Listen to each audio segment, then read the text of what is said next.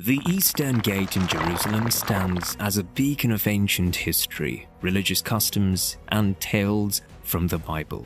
But recently, archaeological findings by scientists have unearthed something truly shocking about this gate, which has been locked away from the world for centuries.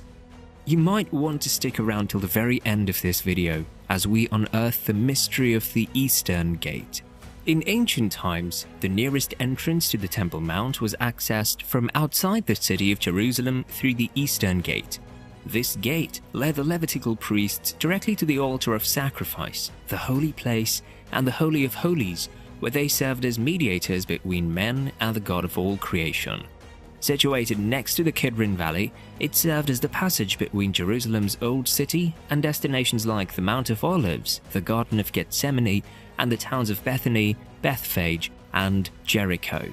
Throughout the ages, this eastern entrance has been known by various names, including the Gate of Mercy, the Beautiful Gate, the Shushan Gate, and the Golden Gate. But what does the Bible say about the significance of this Eastern Gate, and how does it relate to us as modern-day Christians? Alongside its rich history, this gate facing east holds a special prophetic role in the future of Jerusalem and the Messianic Kingdom. The original Eastern Gate was constructed either by Solomon around 960 BC or by Hezekiah around 715 BC. The ancient pillars inside the gate and the stones next to the eastern wall, dating back to these periods, confirm its early existence and location at its current spot. It's probable that Nehemiah rebuilt the Eastern Gate around 444 BC when he reconstructed Jerusalem's walls. Some believe he also named the gate during this time.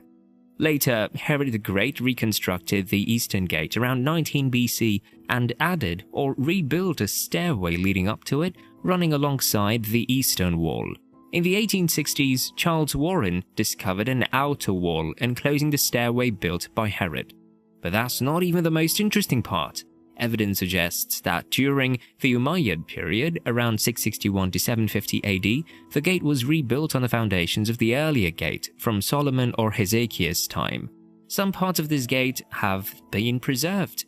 The gate houses two massive ancient gate posts that align with the eastern wall of the Temple Mount and with the lower stonework near the Golden Gate.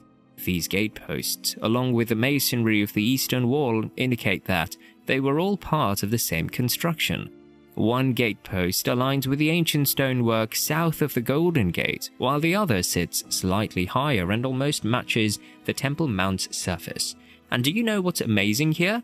These gate posts likely belong to the gate of the First Temple period, possibly the Shushan Gate, mentioned in Mishnah Midot 1.3, which was the only gate in the eastern wall at the time. The gate you see today was rebuilt by Suleiman around 1541 AD using the earlier gate's foundations. The outer face of the Eastern Gate now has two sealed gateways adorned with intricately carved relief arches. Now here's the really mysterious part. The original gate was thought to be found in 1969 by Dr. James Fleming. It was believed to be a bit east of the current Eastern Gate and about 8 feet or 2.5 meters lower. However, further research and archaeological work suggest that what Dr. Fleming found were actually arches of a stairway leading up to the Eastern Gate built by Herod the Great. Inside the gate, there are ancient posts dating back to the First Temple period, indicating that the current level of the Eastern Gate has remained relatively consistent over time. The bedrock beneath the Eastern Gate rises sharply from the Kidron Valley to the Temple Mount, making it unlikely that the original gate was located beneath the current one, as the bedrock would have posed an obstacle. Additionally, the stones of the arch discovered by Dr. Fleming are Herodian, which are from a later period than the original Eastern Gate. This suggests that the arch was likely part of the stairway built by Herod. This aligns with the time period and construction style of the stairway. While Dr. Fleming's discovery doesn't confirm the exact location of the original gate, it does provide further evidence supporting the accuracy of the Eastern Gate's current position. The Eastern Gate offers the most direct route from the Mount of Olives to the Temple Mount. This gate is special because it's completely sealed shut. Some people believe that the gate's closure fulfills the prophecy from the Bible. Did you know that the gate was first closed by the Muslims in 810 AD opened briefly by the Crusaders in 1102 AD, then sealed again by Saladin in 1187 AD after he recaptured Jerusalem. Today's Jerusalem is built on blood, sweat and tears of innocent people, and it's been destroyed and rebuilt many times. The gate was rebuilt again by Ottoman Sultan Suleiman in 1541 AD as part of the city walls and sealed once more, remaining closed to this day. It's thought that the Eastern Gate was sealed to prevent the Jewish Messiah from entering the Temple Mount. To further deter any entry, Muslims placed a cemetery in front of the gate, assuming that the Messiah, being Jewish, wouldn't walk through it and become ritually unclean. However, Christians believe that whatever Christ touches becomes clean, so this wouldn't pose an issue. According to Jewish tradition, the Messiah will pass through the Eastern Gate when he comes to reign. Christians, on the other hand, believe that Jesus already fulfilled his prophecy during his first coming and will do so again at his second coming. The Eastern Gate has been mentioned by various prophets in the Bible. For instance, this is what Ezekiel says in Ezekiel chapter 44 verse 1-3. Then he brought me back to the outer gate of the sanctuary, which faces east, and it was shut. And the Lord said to me, This gate shall remain shut, it shall not be opened, and no one shall enter by it. For the Lord, the God of Israel, has entered by it. Therefore it shall remain shut. Only the prince may sit in it to eat bread before the Lord. He shall enter by way of the vestibule of the gate, and shall go out by the same way. According to Acts chapter 3 verse 1-10, the Beautiful Gate was one of the gates of the temple. Many scholars consider the Nicanor Gate as the most likely candidate for being the Beautiful Gate. Some individuals suggest that the Eastern Gate was directly aligned with the gate leading into the outer court, inner court, and main entrance doors of the temple. This belief stems from a misunderstanding of a passage in Midot 2.4, a section of the Jewish Mishnah. The passage states, All the walls there were high, save only the eastern wall, because the high priest that burns the red heifer and stands on top of the Mount of Olives should be able to look directly into the entrance of the sanctuary when the blood is sprinkled. Looking through the eastern gate from the top of the Mount of Olives would only offer a view of the ground because the gate sits lower than the temple.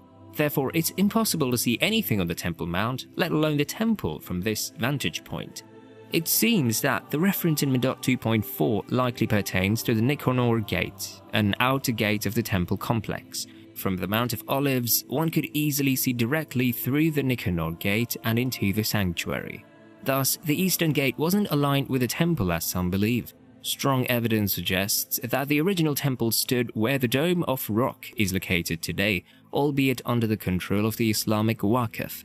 Now, here's the really intriguing part. There's also a mention of a causeway or a bridge mentioned in the Mishnah during Christ's time, but it's more likely to have been a stairway leading to the Eastern Gate along the eastern wall rather than a massive bridge spanning the Kidron Valley. Moreover, people in ancient times were accustomed to walking, so it's more plausible that they would take a slight detour through the Kidron Valley rather than crossing a large bridge. However, if such a causeway or bridge did exist, it would have been on a small scale. It's worth noting that archaeological evidence supporting the authenticity of the Eastern Gate provides strong backing for the temple's original location being on the current Temple Mount. Additionally, the ancient stones of the eastern wall dating back to the First Temple period further affirm the temple's location. Archaeologists have confirmed that the original East Gate of Solomon's First Temple still lies beneath the visible Golden Gate. Presently, Islam's Al-Aqsa Mosque, the Dome of the Rock, and the Dome of the Spirits occupy this sacred hill known as the Temple Mount. The Dome of the Rock holds significance as the site of the foundational stone believed in Jewish tradition to be the starting point of all earthly creation, serving as the Axis Mundi, or spiritual gateway. Scholars believe that the Holy of Holies may be located beneath the Dome of the Spirits. Following the Crusader defeat by Saladin in 1187 AD, the Golden Gate was sealed shut. Centuries later, Suleiman the Magnificent took measures to prevent the Messiah's return via the Golden Gate by sealing it in 1540 to 41 AD. In front of the Golden Gate lies a vast Muslim cemetery, with thousands of graves lining either side of the Kidron Valley, primarily Muslim but also many Jewish. Ironically, both cemeteries are situated there due to the connection to the Messiah and the Golden Gate. The largest Jewish cemetery in the world spreads along the Mount of Olives, with Jews choosing burial there in hopes of being among the first to rise upon the Messiah's return. Now, did you know that when Jesus made his triumphant entry into Jerusalem, he proclaimed himself as the Messiah by entering the city from the east? This act partially fulfilled a prophecy in Ezekiel about the prince returning and entering through the eastern gate. This bold move set the stage for confrontation with the scribes and Pharisees, ultimately leading to his arrest and crucifixion. Around 30 AD, Jesus entered Jerusalem through the original eastern gate, which was later destroyed by the Romans in 70 AD. Ezekiel prophesied that the prince or Messiah would enter this closed gate again. Jesus declared that Jerusalem would not see him again until they acknowledged him as, "Blessed is he who comes in the name of the Lord." The eastern gate, presently under Arab control and sealed off, awaits the Messiah's triumphant return. The Golden Gate is currently the only sealed gate in the old city of Jerusalem. Despite being closed for nearly 500 years, the belief in the Messiah's return to rule over Jerusalem and the world by entering through this gate remains steadfast. According to Zechariah chapter 14 verse 4, when the Messiah returns, an earthquake will split the Mount of Olives, creating a valley leading directly to the eastern gate. This event will expose the original east gate, and the Muslim cemetery in front of it will be destroyed.